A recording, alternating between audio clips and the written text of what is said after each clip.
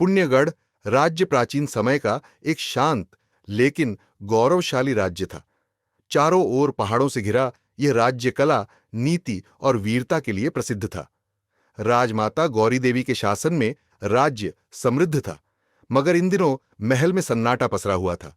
सेनापति वीर प्रताप को गुप्त सूचना मिली थी कि पड़ोसी सामंत जयवर्धन किसी योजना में लगा है। राजमाता गौरी देवी ने वीर प्रताप को दरबार में बुलाया। वीर प्रताप, उन्होंने धीमे स्वर में कहा, मुझे आभास हो रहा है कि कुछ बड़ा अनहोनी होने वाला है। वीर प्रताप ने सिर झुकाकर कहा, महारानी जी, मैं जयवर्धन की हर चाल का उत्तर दूंगा, मगर हमें एक नई रणनीति बनानी होगी। राजकुमारी तिलोत्तमा, जो न केवल सुंदर थीं बल्कि अत्यंत बुद्धिमान भी, राजकीय ग्रंथों का अध्ययन करती थीं। उन्हें राजनीतिक चालों और कूटनीति में विशेष रुचि थी। उन्होंने वीर प्रताप से कहा, अगर जयवर्धन बिना युद्ध के हमें हराना चाहता है तो वह राज्य के भीतर से ही वार करेगा। वीर प्रताप चौंक गया। तिलोत्तमा, तुम्हारा कहना है कि हमारे ही लोग जयवर्धन के साथ हैं? संभावना है, राजकुमारी ने कहा। हमें अपने गुप्तचर सक्रिय करने होंगे। उसी दिन वीर प्रताप ने श्रीधर को बुलाकर कहा, तुम्हें भेष बदलकर जयवर्धन के इलाके में जाना होगा। हमें पता करना है कि उसकी अगली चाल क्या है। जयवर्धन, जो पहले पुण्यगढ़ के मित्र कहलाते थे, अब लालच में अंधा हो चुका था। उसने पुण्यगढ़ की खदानों पर कब्जा करने की योजना बनाई थी, मगर वो जानता था कि वीर प्रताप के होते हुए यह संभव नहीं। इसलिए उसने रुद्रसेन को भेजा, एक चालाक गुप्तचर जिसे पुण्यगढ़ में अशांति फैलानी थी। महल में किसी को मत मारना, जयवर्धन ने कहा। बस इतना करो कि विश्वास डगमगाने लगे। रुद्रसेन ने राजधानी में पहुंचते ही अफवाहें फैलानी शुरू कर दी। सेनापति खुद जयवर्धन से मिला है, राजमाता बीमार हैं, राज्य असुरक्षित है। श्रीधर भेष बदलकर जयवर्धन के किले में पहुंचा। वहां उसने देखा कि रात दिन सैन्य अभ्यास हो रहा है। वह चौंका। जयवर्धन खुले युद्ध की तैयारी कर रहा था। एक रात उसने गुप्त सभा में जयवर्धन को यह कहते सुना, हम पुण्यगढ़ को 2 हिस्सों में बांट देंगे, एक हिस्सा सेनापति के नाम से और दूसरा मेरे नाम से। बस थोड़ी और अफवाहें फैलाओ। श्रीधर डर गया, पर उसने साहस नहीं खोया। उसने सारी जानकारी एक पत्र में लिखी और एक पक्षी के जरिए वीर प्रताप को भेज दिया। जब वीर प्रताप को श्रीधर का पत्र मिला, उसने राजमाता और तिलोत्तमा को बुलाया। अब हमें जल्द ही निर्णय लेना होगा, वीर प्रताप बोला। या तो हम जनता को सच्चाई बताकर उनका विश्वास जीतें, या फिर हम भी अंधेरे में छाया युद्ध लड़ें। तिलोत्तमा ने सुझाव दिया, एक जनसभा बुलाइए, जनता को साफ बता दीजिए कि हमारे राज्य पर संकट है, लेकिन हम सब मिलकर उसका सामना करेंगे। राजमाता ने सहमति दी। अगले दिन पूरे राज्य में घोषणा हुई, कल सूर्यास्त के समय महल के मैदान में जनसभा होगी। पुण्यगढ़ जाग चुका था। अब यह केवल वीर प्रताप की लड़ाई नहीं रही, यह पूरे राज्य की अस्मिता का प्रश्न था। महल के सामने शाम को जब सूर्य अस्त हो रहा था, पूरा मैदान जनता से भर गया था। राजमाता गौरी देवी मंच पर आईं। उनके साथ वीर प्रताप, तिलोत्तमा और सेनापति बद्रीनाथ भी थे। गौरी देवी ने कहा, हमारे राज्य पर संकट है, पर हम डरेंगे नहीं। हमें मिलकर अपने दुश्मनों का सामना करना है। मैं आप सबसे विश्वास की अपेक्षा करती हूं। फिर वीर प्रताप ने बोलना शुरू किया, कुछ लोग अफवाहें फैला रहे हैं। सच्चाई यह है कि जयवर्धन हमारे राज्य पर कब्जा करना चाहता है, बिना युद्ध के। लेकिन क्या हम ऐसा होने देंगे? भीड़ से आवाज आई, नहीं। सभा में लोगों का जोश जाग चुका था। राज्य के लोग एक हो गए थे। सभा के बाद वीर प्रताप ने तिलोत्तमा से कहा, अब हमें जयवर्धन के गुप्तचरों को ढूंढना होगा। वे हमारे भीतर से हमला कर रहे हैं। तिलोत्तमा ने योजना बनाई। हम झूठी योजना की अफवाह फैलाएंगे कि आप गुप्त रास्ते से जयवर्धन के किले पर हमला करेंगे। जो व्यक्ति ये सूचना बाहर पहुंचाएगा वही हमारा गुप्तचर होगा। एक रात सूचना फैलाई गई। 3 दिन बाद ही जयवर्धन की सेना दक्षिणी मार्ग पर तैयारी करने लगी, वहीं जो अफवाह में बताया गया था। राजमहल में मौजूद एक सेवक पर शक हुआ। उसका नाम था नरहरि। जांच के बाद पता चला वह जयवर्धन का आदमी था। उसे तुरंत बंदी बना लिया गया।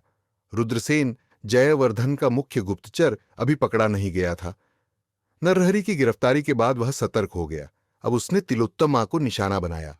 एक दिन जब तिलोत्तमा मंदिर जा रही थी, एक नकाबपोश ने उसे रोक कर कहा, अगर तुम राज्य की भलाई चाहती हो तो वीर प्रताप को आत्मसमर्पण करने को कहो।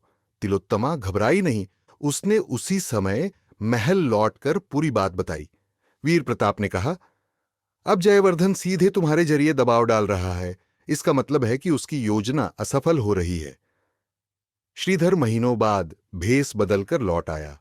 वह दुबला और थका हुआ था, लेकिन उसकी आंखों में चमक थी।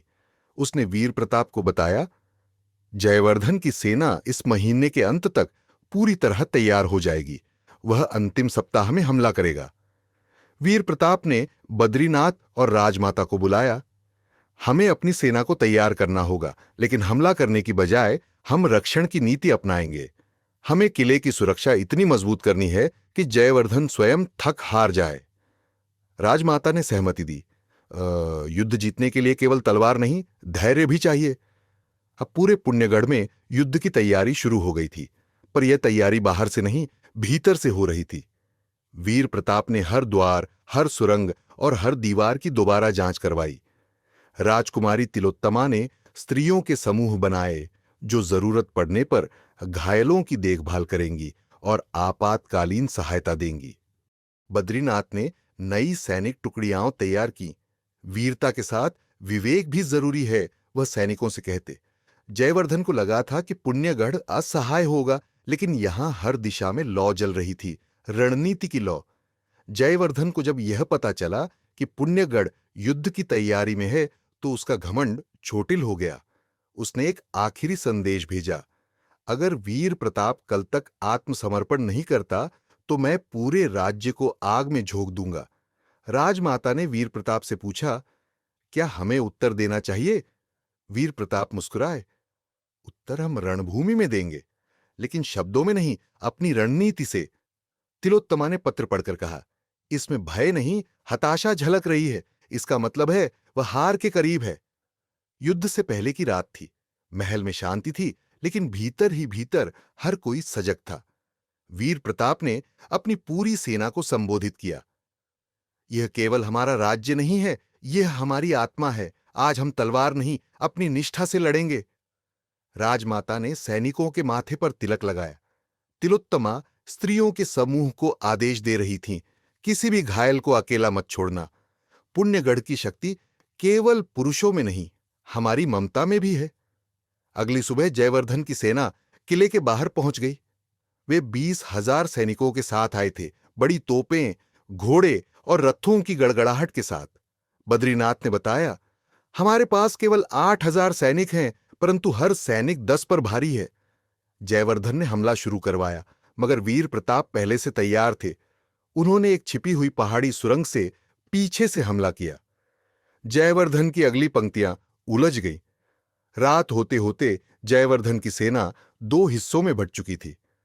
रुद्रसेन, जो अब तक छुपा हुआ था, रात में महल में घुस आया। उसने किले के जल भंडार में झर डालने की कोशिश की। तिलोत्तमा, जो रात्रि निरीक्षण कर रही थीं, ने उसे देख लिया। उन्होंने तुरंत घुंघरू बांधने का इशारा दिया। यह संकट का संकेत था। वीर प्रताप और श्रीधर तुरंत वहां पहुंचे और रुद्रसेन को पकड़ लिया।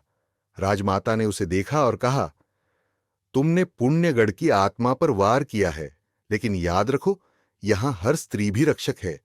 रुद्रसेन को कारागार में डाल दिया गया। तीसरे दिन का युद्ध निर्णायक था। वीर प्रताप ने एक रणनीति अपनाई। उन्होंने जयवर्धन की आपूर्ति रोक दी। दुश्मन की सेना के पास भोजन और जल नहीं बचा। शाम तक जयवर्धन ने आत्मसमर्पण का संकेत दिया। राजमाता ने घोषणा की, हमें जीत का गर्व नहीं, बल्कि धर्म का पालन करते हुए दया का भाव है। जयवर्धन को बंदी बनाकर न्यायालय में रखा गया। राजमाता ने कहा, तुम्हारे अपराध के अनुसार दंड मिलेगा, पर हम क्रूर नहीं होंगे। पुण्यगढ़ ने युद्ध नहीं, रणनीति से विजय पाई थी। जयवर्धन को महल के न्याय कक्ष में लाया गया। सामने राजमाता गौरीदेवी, वीर प्रताप, तिलोत्तमा और राज्य के वरिष्ठ जन बैठे थे। गौरीदेवी ने कहा, जयवर्धन, तुमने धोखे, डर और षड्यंत्र से हमें हराने की कोशिश की, पर तुम हमारी एकता को न समझ सके। जयवर्धन चुप रहा। वीर प्रताप बोले, हमें दंड चाहिए, पर वह क्रोध में नहीं, नीति में हो। तिलोत्तमा ने सुझाव दिया, जयवर्धन को जीवन भर कारागार में रहकर राज्य सेवा करनी होगी, कुएं खोदना, वृक्ष लगाना और निर्माण में श्रम देना। राजमाता ने निर्णय दिया, यही उसका दंड होगा, परिश्रम और पश्चाताप। युद्ध के बाद राज्य में डर, संदेह और थकावट थी। वीर प्रताप ने गांव-गांव जाकर जनता को ढांढस बंधाया। राजमाता ने कहा, अब हमें राज्य के पुनर्निर्माण पर ध्यान देना होगा। हर किसान, हर सैनिक को यह महसूस होना चाहिए कि वे हमारी शक्ति हैं। तिलोत्तमा ने महिलाओं के लिए शिक्षा केंद्र शुरू करने का प्रस्ताव रखा। अगर राज्य को सुरक्षित रखना है तो हर स्त्री को शिक्षित करना होगा। बद्रीनाथ ने नए सैनिकों की भर्ती और प्रशिक्षण योजना बनाई, लेकिन अब वह केवल तलवारबाजी नहीं, नीति और इतिहास भी सिखाई जाती थी। श्रीधर, जो चुपचाप सबके लिए छाया बनकर कार्य कर रहा था, को दरबार में सम्मानित किया गया। राजमाता ने कहा, श्रीधर की बुद्धिमत्ता और साहस के बिना यह विजय संभव नहीं थी। श्रीधर ने हाथ जोड़कर कहा, मुझे केवल पुण्यगढ़ का सेवक कहलाना ही सबसे बड़ा सम्मान है। वीर प्रताप ने उसकी पीठ थपथपाई और कहा, सच्चे योद्धा हमेशा पर्दे के पीछे होते हैं, पर उनका योगदान सबसे महान होता है। श्रीधर को किले की सुरक्षा प्रमुख का पद दिया गया। पुण्यगढ़ धीरे धीरे फिर से हरा भरा हो गया। बाजारों में रौनक लौट आई, बच्चे खेलते दिखने लगे और मंदिरों में घंटियां फिर गूंजने लगी। तिलोत्तमा और वीर प्रताप के बीच अब एक नया रिश्ता पनपने लगा था, सम्मान, समझ और सहयोग का। गौरी देवी ने कहा, शायद अब समय है कि राज्य को ऐसे हाथों में सौंपा जाए जो भविष्य को नई दिशा दे सके। दरबार में घोषणा हुई, वीर प्रताप और तिलोत्तमा मिलकर राज्य संचालन का उत्तरदायित्व संभालेंगे। समय बीता, लेकिन पुण्यगढ़ की कहानी अमर हो गई।